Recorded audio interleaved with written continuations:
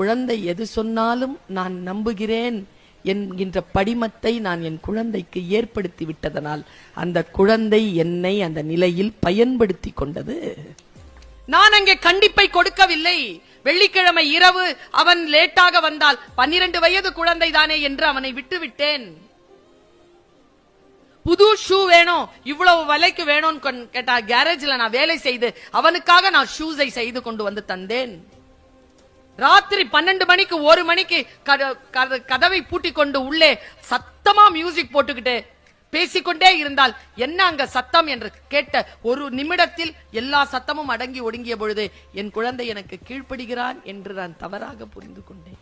நான் வெறும் அன்பை மட்டும் காட்டி என் பிள்ளை இவ்வளவு பெரிய குற்றவாளியாக நிற்பதற்கு தந்தை என்கின்ற கடமையிலிருந்து நான் தவறிவிட்டேன், என் குழந்தையே என்னை மன்னித்து விடு என்று சொல்லுகின்ற வார்த்தையோடு அந்த காட்சி முடிகிறது. நான் உங்க எல்லாரையும் கேட்கிறேன், என்னையும் சேர்த்து தான் நான் கேட்கிறேன் இந்த கேள்வியை.